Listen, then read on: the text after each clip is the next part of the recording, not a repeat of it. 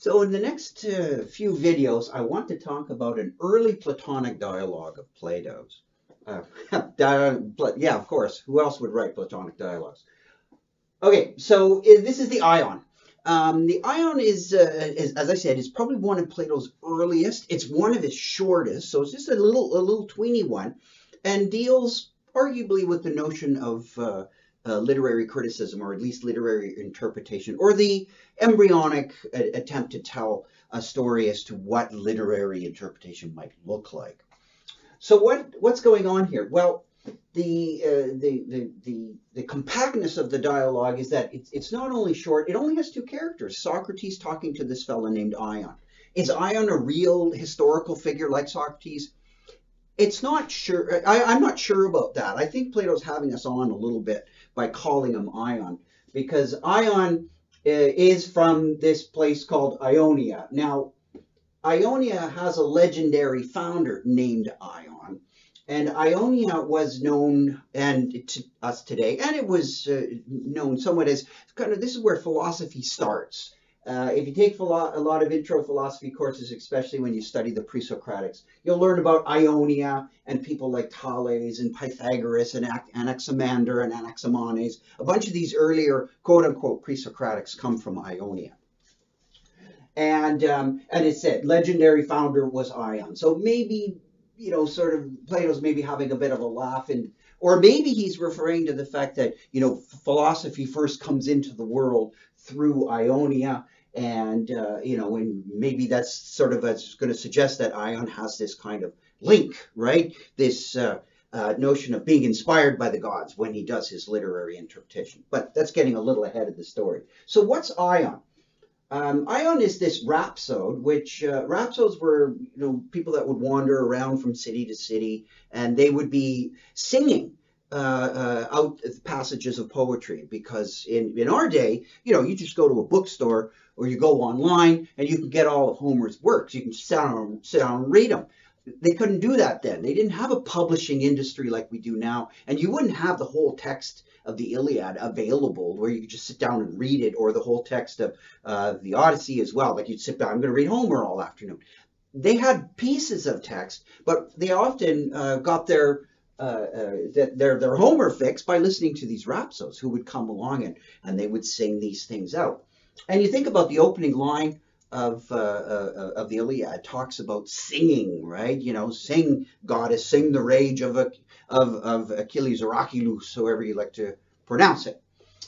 So that's what Ion is. He's a prize winner, because this was a fiercely competitive industry, these rhapsode singers, right? So they it was a profession. People didn't just do it for fun. They got paid. And a lot of things that we think about now is just, people did it back in 1800s. No, these were recognized professions. There were contests, prizes were given out, money. So it was a business, and people trained and they were hired to do this kind of stuff. So our characters, Ion and Socrates, are meeting up in Athens, but Ion had just come back from this city Epidaurus. Now, Ion is from Ionia. He's from a city called Ephesus. And Socrates says, hey, you coming back from, where you come from? Like, you coming from home? And he's like, no, I just got back from Epidaurus, and I won first prize at the festival of Asclepius. And that basically, he was, singing and performing. So he's a performer. He's a singer-performer. And he won first prize. And this festival of Asclepius, because Epidaurus was known for its temple and its grounds that were dedicated to the healing god of Asclepius. So, put it this way, he's just come back, he's back in Athens, he's had a great time winning this prize, so he's pretty happy with himself. So Ion's in a pretty good mood. You can tell he's, like a little bit puzzled here and there, but basically seems to be enjoying his conversation with Socrates and is pretty proud of himself. All right. So let's get a little bit closer to the dialogue. If you're wondering about these numbers, these are the Stephanus numbers. So they should be in any good translation of a Platonic dialogue. You should see these numbers in the margin. There's lots of places you can go online to look up what the historical origin of the Stephanus numbers is. But basically, it comes from basically the Renaissance when they started to compile these things and put Greek and Latin translations together. They numbered these pages, and we've been using them ever since. So it's a nice way to refer to different publications. You don't look at the regular page numbers, you look at the Stephanus numbers, which are usually in the margin. All right, so the ion starts off 530, and the A to D just tells you they used to break the pages up into a number of sections, usually from A to E, but sometimes a little bit less, depending. So anyways, those are historical curiosities. Let's get to the ideas in the dialogue. So the dialogue is going to center around what's going on when Ion is doing his performance, when he's interpreting Plato. There's a couple of things, shall we say, that are happening. Socrates, starts by Socrates often does this. He softens the terrain. He butters his interlocutor up a little bit, and he says to Ion, he says, I really envy you guys, you rhapsodes, and probably really does, because they were respected, they got paid, they obviously enjoyed themselves doing it. So it's understandable that Socrates would say, both as a sincere compliment and also as a useful one to get Ion, kind of ready to talk about what he does, is I envy you guys. I envy your techne, right? And techne is a old Greek term, sometimes translated as skill or ability, and also often translated as profession, right? Your profession, your rhapsode, your profession, being a rhapsode. I'm pretty envious of this, and there's a variety of reasons, Socrates says, why I'm envious of your techne, of your profession. I'll probably say techne because it brings us a little closer to the Greek text, because kind of the mystery of the sense of that word, like what does techne really mean, and what is it going to mean when it's applied in the context of a rhapsode? So Socrates says, I'm admiring this, and think of what you guys get to do. It's fitting for your techne, for your profession. Your techne involves getting dressed up and looking great. Like, you get to look as beautiful as possible because you are a performer. So you're going to wear all the fancy stuff, maybe whatever you put on, masks or makeup or whatever. You're going to try and look as beautiful as you can. That looks like fun. I envy getting to do that. And, maybe Socrates is making a little self-deprecating, because Socrates wasn't known as the best-looking guy. Aristotle often refers to him as the snub nose. So Socrates is saying, I envy you, you get to be beautiful. And Socrates is often talking about the beauty of people being something to be admired in and of itself. But that's not just the only thing. He says, look, in addition to getting to have a job where you get to, and you're supposed to, you should, look beautiful, it's necessary for your technique to work with the poets. Remember, the rhapsodes are interpreters and they're singers, they're performers, right? They're not writers and composers. They are like, and so with a rhapsode, they would have usually a specialty. And this guy, Ion, his specialty is none other than Homer. And again, Socrates is jealous of that. I admire, I'm envious that you get to work not only just with poets. So not only do you get to dress up and look great, you get to work with the great poetry. And especially you, Ion, you get to work with none other than the most divine of all poets, the divine Homer. And of course, this is like buttering right up. So Ion's like, yeah, I get to do that. And not only do I get to do that, like need I remind you, I'm a prize winner at that. I'm the best. So this is, kind of, again, puffing them up. So you can't also, he says, like, it's necessary for you to be, in order for you to be a good rhapsode, you have to really understand not just the verse. Like, you're not just spouting the verses off, because anyone who can sound things out can, just pick it up and sound things out. When you're learning how to even read a foreign language, for instance, sometimes you can sound things out, but you haven't got any idea what you're what you're actually saying, right? So that's a crucial distinction. So Socrates says, I'm envying two things, right? We've already done this one, presenting the meaning appropriately. You get to dress up, you get to sing, you're doing it, in a beautiful way. You're handing it, but what are you handing to the audience? You're not just doing the text, right? You are grasping, interpreting, and conveying that meaning. So the conveying of the meaning appropriately, but what's going on here? What are you doing when you're grasping like this meaning? Like, what is this part of your techne that is getting in there and not just simply learning the verses, but getting at Homer's thought, right? So that's an important distinction that's not argued for, but it's just presupposed that there's the text on the surface and then there's a meaning behind it, right? And the part of the techne that Socrates is interested in is the meaning. How do you get up there or down there or over there or behind, whatever spatial metaphor you like? What's going on when you get behind what's the appearance of the text and get this meaning? That's really where the divinity of Homer lies, in this great meaning. What's going on there? That's Socrates' focus.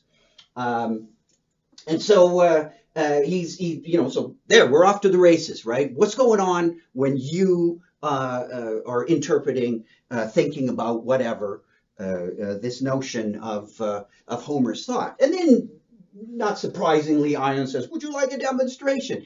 And of course, the demonstration will always be this, presenting the meaning appropriately, right? That's the behavioral aspect. Socrates is always, well, yeah, that'd be fine. We'll do that another time. I really want to concentrate on this one because I don't see that, right? I see this. This is what you show everybody. I want to know about this one. So that's Socrates' focus. What's going on? And the only way we can do that is we have to talk about it, right? You can't sort of behave it. You have to talk about it because this is what is behaved, right? All right, if I can sort of make that split. Anyway, so he says, no, I don't need a demonstration. Socrates says, I want to start to go after number one. Now, to start the investigation of one, Socrates says, are you, Ion? Are you, okay, you're the Homer specialist, we get that. But are you as good with other poets, like Archilochus or Hesiod, right?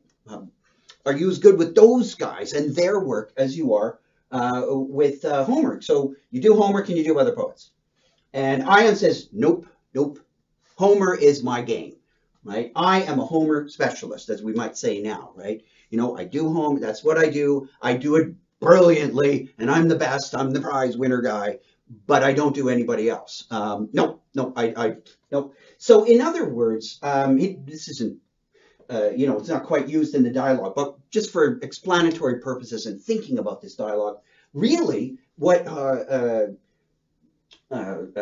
Ion is telling Socrates, I have a Homer techne. So little Ion's Homer techne. So I'm going to just abbreviate it like that. So that's what I got. I got this techne, but it only works for Ion. So again, this is this part, right? So my grasping and interpreting the meaning is really my Homer techne. That's what we're talking about here. And that's what Socrates goes, okay. So you claim that you can only do it with Homer. All right, let's look at this. So now we are off to the races. So what is Ion's Homer techne? What exactly is that? So remember, this is about grasping the meaning of Homer. Okay, so Socrates says, all right, that's a good start. Let's think about this a little bit. And it goes like this. Let's think about overlap, right? In the sense that, poets write about stuff and they often write about the same stuff, right? So just in a basic thing, overlap all over the place. Homer, yeah, sure, the Iliad is about war, but it's not the only poet. Homer wasn't the only poet to write about war. Homer wasn't the only poet to write about law of reconciliation.